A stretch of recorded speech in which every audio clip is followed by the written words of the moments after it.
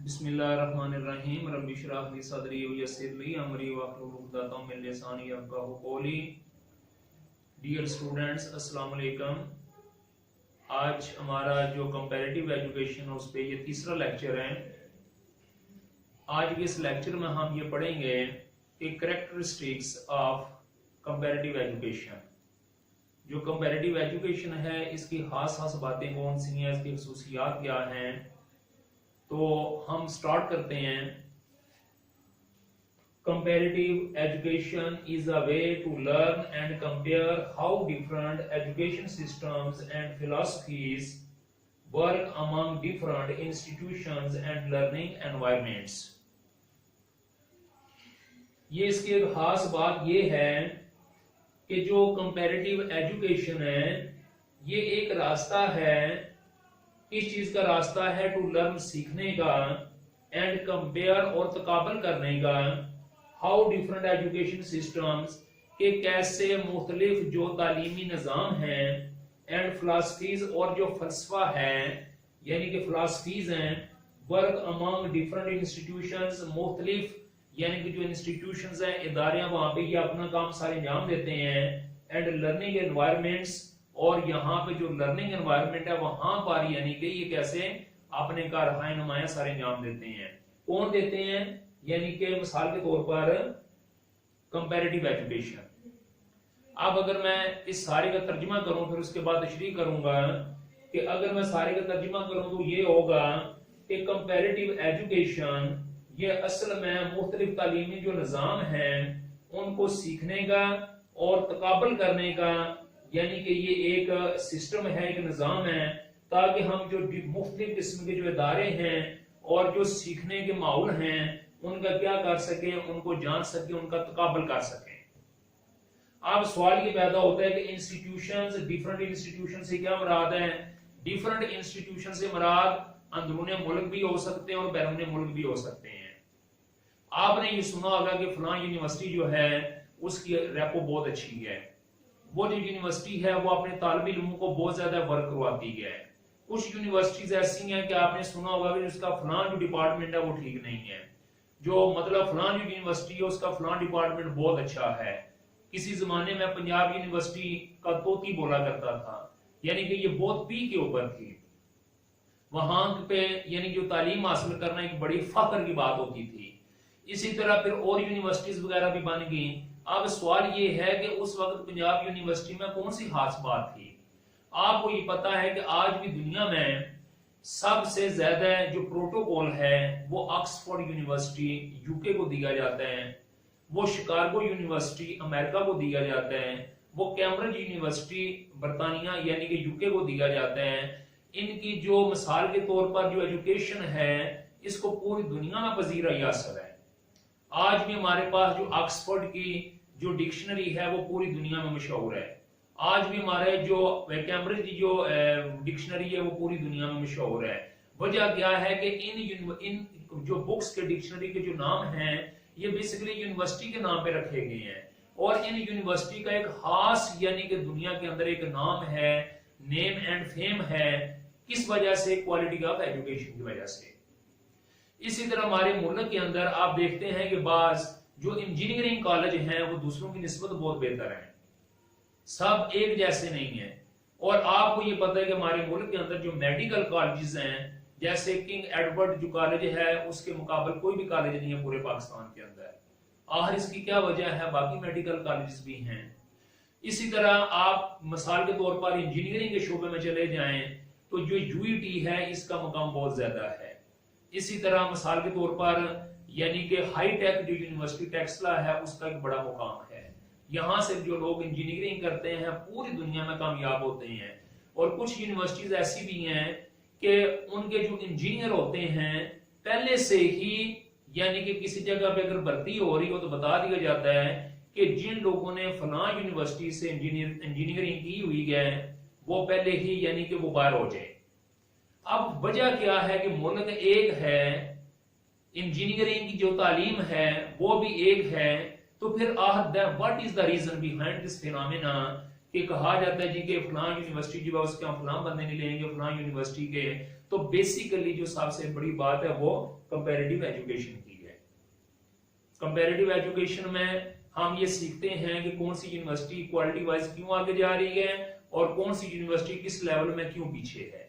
तो ये सबसे बड़ी इसकी कैरेक्टरिस्टिक्स है कि डिफरेंट इंस्टीट्यूशंस एंड जो लर्निंग एनवायरनमेंट्स हैं उनके जो तालीमी निजाम होते हैं और उनकी जो फिलॉसफीज होती है, हम यानी कंपैरेटिव एजुकेशन के अंदर उनको सिर्फ जान भी सकते हैं और उनका हम तकाबुल भी करते हैं। इसी तरह सेकंड है comparative education typically refers to evaluate systems of education between different regions, cultures और नेशंस। दुनिया में अगर हम ये बताएं या सोचें कि कितने कल्चर्स हैं, तो ये आपको पता होना चाहिए कि मोर देन 6000 डिफरेंट कल्चर्स हैं जो इस दुनिया में हैं। और जितने भी कल्चर्स हैं उस पे जो लोग हैं वो बड़े यानी कि रवायती तौर पर उसके अंदर कारबंद है। इसी तरह अगर हम दुनिया में रीजन्स देखें, 228 मुल्क हैं और हर जो मुल्क है उसके अंदर भी कई रीजन्स होते हैं। इसका मतलब यह है कि ये भी हजारों की तादाद में रीजन्स हैं। फिर इसी तरह नेशंस हैं, दुनिया में बड़ी अक़वाम। ये तो अगर हम इसको यानी कि थोड़ा तफसील के साथ में बयान करता चलूं, तो अगर नेशन की बात करते हैं तो दुनिया में मुसलमान भी हैं, यहूदी भी हैं, ईसाई भी हैं, सिख भी हैं, हिंदू भी हैं, जीन मत भी हैं, ताओ मत भी हैं, कन्फ्यूशियस भी हैं, ज़रतश्त भी हैं, बेशुमार किस्म की दुनिया में नेशंस हैं। फिर ये तो बड़े मैंने मज़ाहिब बताए हैं आपको, उन मज़ाहिब के अंदर भी आगे बहुत सारी नेशंस हैं। तो मकसद ये कहने का ये है कि ये चाहे वो रीजन हो, कल्चर हो या नेशन हो, उनका जो एजुकेशन जो सिस्टम है उनको एवेल्युएट करने के लिए कंपैरेटिव एजुकेशन बहुत जरूरी है। मिसाल के तौर पे यानी कि सिस्टम यहाँ पर हिंदुस्तान यूनिवर्सिटी के अंदर है और जो सिस्टम कराची यूनिवर्सिटी के अंदर है, इसमें बहुत नुमाया फर्क है। आप ये जान के हैरान होंगे कि कंप्यूटर की एजुकेशन के अंदर यानी कि हिंदुस्तान हमसे आगे है। क्या हमारे पास कंप्यूटर नहीं है यहाँ पे? क्या हमारे पास कंप्यूटर लैब्स नहीं है यहाँ पे? सब कुछ है। Then what is the reason behind this fact? Reason ये है कि उन्होंने कंप्यूटर की एजुकेशन को किसी और अंदाज में लिया हुआ है और हम किसी और अंदाज में पढ़ा रहे हैं। हम बच्चों को वो चीजें पढ़ाते हैं जो कि आमतौर पर वक्त के साथ चलने वाली नहीं होती। हम आज से 50 साल, 40 साल, 30 साल पिछली चीजें बच्चों को पढ़ाते हैं। तो इसलिए मतलब मैं ज्यादा इस बारे में बात नहीं करूंगा, मुख्तसर मैं आपको एक झलक दे रहा हूं, एक ग्लिम्स दे रहा हूं। तो इस वजह से क्या है कि ये एवेल्युएट एक सिस्टम है। अगर ये कहा जाए कि कंपैरेटिव एजुकेशन बेसिकली एक एवेल्युएशन है, तो ये बात भी गलत नहीं है। अब तीसरे नंबर पे है almost all cultures and Nations in all world. हमारी दुनिया में तकरीबन जितने भी तहजीबें हैं, जितने भी अक़वाम हैं, seek to improve the educational outcomes. वो चाहते हैं कि हमारे जो तालीमी मकासद हैं उनको पूरा किया जाए। आउटकम जो हमारे तालीमी मकासद हैं वो पूरे हों फॉर देयर यूथ, अपने नौजवानों के लिए। यानी कि दुनिया में जितने भी डेवलप्ड कंट्रीज हैं उनकी ये सबसे बड़ी प्रेफरेंस होती है कि हम अपने नौजवानों के लिए, अपने बच्चों के लिए, जो कल का फ्यूचर हैं, जो कल के मुल्क के मामार हैं, उनके लिए क्या किया जाए, उनके लिए बेहतरीन तालीमी जो मकासद हैं उनको बेहतर किया जाए। तालीम के अंदर मकासद रखे जाते हैं। हम ये तालीम क्यों दे रहे हैं? आप अगर एम एजुकेशन कर रहे हैं तो there must be some objectives, aims, goals कि आप क्यों एम एजुकेशन कर रहे हैं, भी आपका कोई मकसद होगा इसके पीछे। इस डिग्री को क्यों किया जाता है, इस डिग्री के पीछे इसके मकसद है। एक बंदा एमफिल करता है इस्लामिक स्टडी में या एमए करता है, उसके पीछे मकसद होता है। एक उर्दू में उसके पीछे एक मकसद है, इंग्लिश में उसके पीछे एक मकसद है। तो वो यहाँ पे ये बात बताई जा रही है, तकरीबन दुनिया की जितनी भी अक़वाम और तहजीबें हैं वो ये चाह रही हैं कि हम अपने नौजवानों के लिए, अपने बच्चों के लिए जो तालीमी मकासद हैं उनको बेहतर कर सकें। अब उनके लिए दूसरे लफ्जों में, आसान लफ्जों में यह है कि हम अपने आने वाले बच्चों के लिए जो तालीम है उसको हम आसान कर सके ताकि वो वक्त के जो तकाजे हैं उसको पूरा कर सके।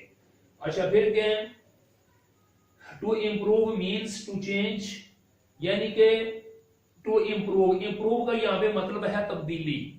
No conservative, no credulous education. आज हमें क्रेडुलस एजुकेशन की जरूरत नहीं है, आज हमें वार्न आउट एजुकेशन की जरूरत नहीं है। आज अगर एक इंसान गली के अंदर अपने कंधे के ऊपर एक टाइपराइटर लेके चल रहा होता है और आवाज दे रहा होता है जी टाइपराइटर खरीद लें, टाइपराइटर खरीद लें, तो मेरा ख्याल है कि कोई भी बंदा सिंगल वन उसे नहीं खरीदेगा। और अगर इसी तरह एक आदमी रेडी के ऊपर रख के, गाड़ी के ऊपर रख के अगर कंप्यूटर बेच रहा होगा तो लोग उसको जरूर खरीदने की कोशिश करेंगे।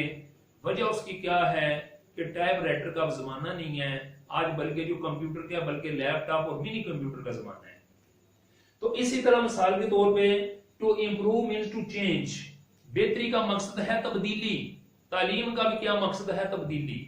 तब्दीली इसलिए कि वक्त के साथ साथ with every day passing of life तब्दीली आ रही है, हमारे माहौल के अंदर आ रही है, हमारी जरूरियात के अंदर आ रही है, हमारी जो आइंदा के ट्रेंड्स हैं उनके अंदर, हमारे जो ट्रेंड्स हैं उनके अंदर आ रही है, हमारी जो आइंदा की जरूरियात उनके अंदर आ रही है, हमारे मिसाल के तौर पर जो एनवायरमेंट है, जो ग्लोबल विलेज है, इसके अंदर तब्दीली आ रही है।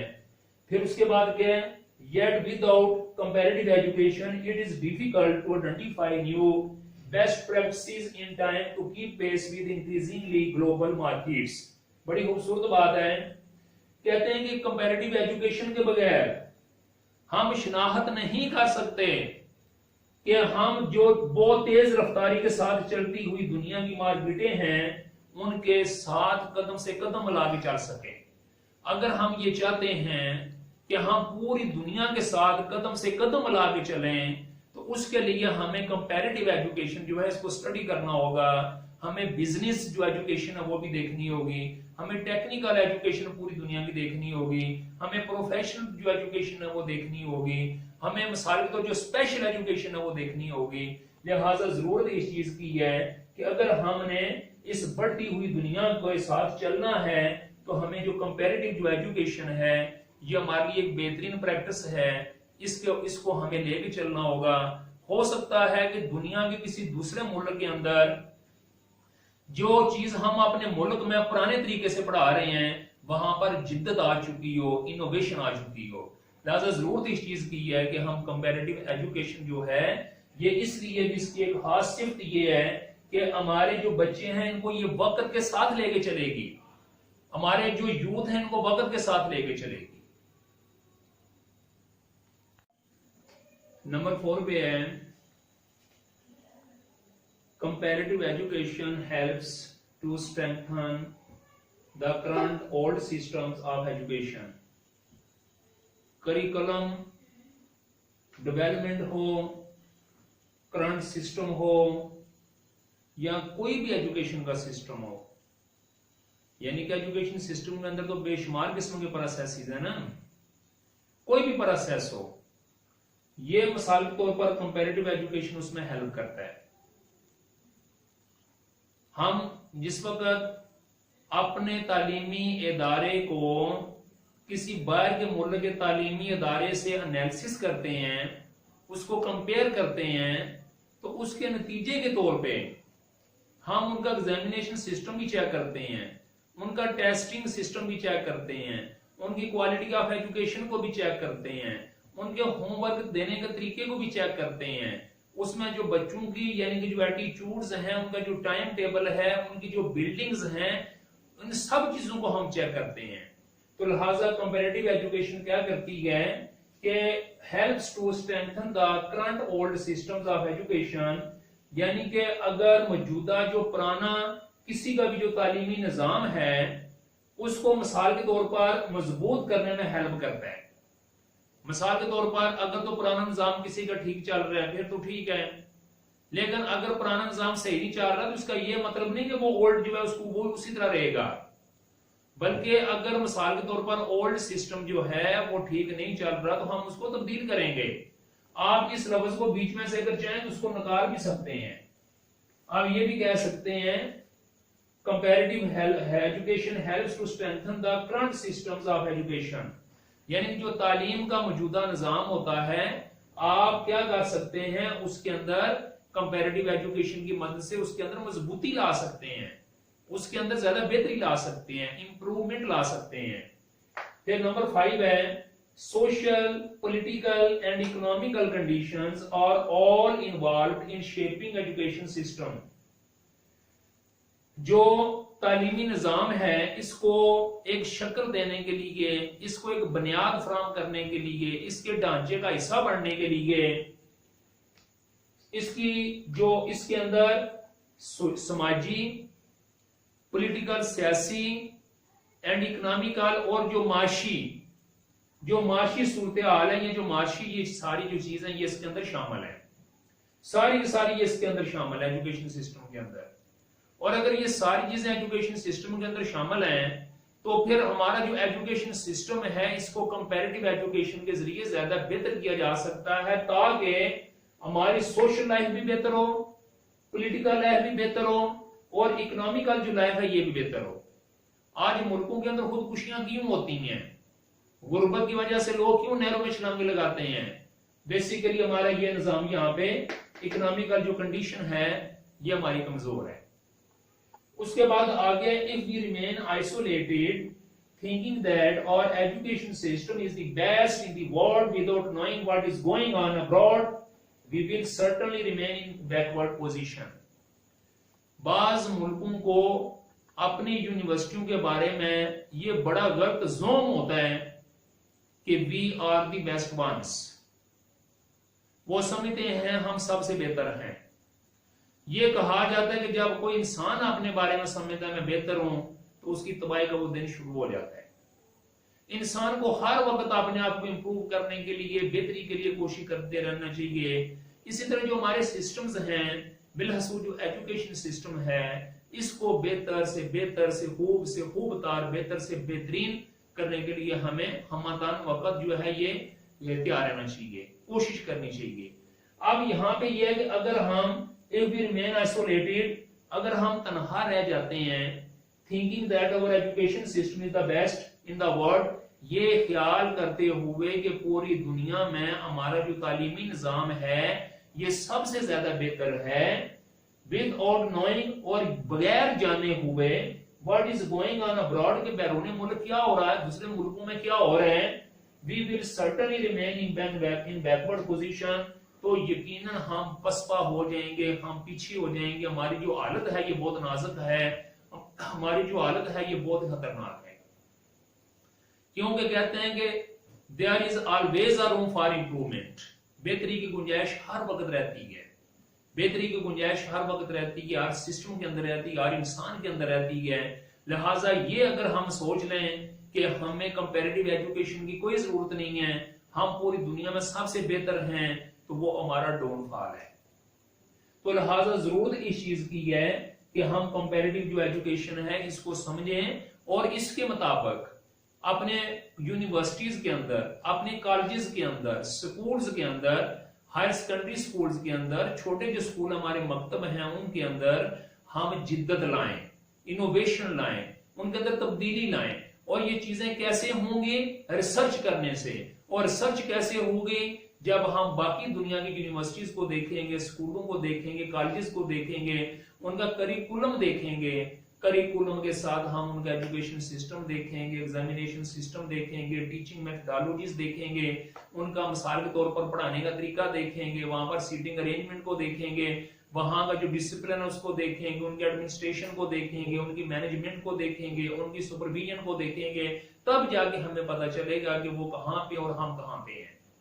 तो लिहाजा कंपैरेटिव एजुकेशन जो है ये इसकी कैरेक्टरिस्टिक्स थी जो कि मैंने आपके सामने पेश की हैं, और मुझे कभी उम्मीद है कि आपको यानी कि ये तकरीबन याद भी होगी, अजबर हो चुकी होंगी, कंसेप्ट आपके ज़हन में बैठ चुका होगा। तो मुझे इंशाल्लाह अगले जो लेक्चर उस वक्त तक मुझे इजाजत दीजिए। Thank you very much for listening. Allah Hafiz.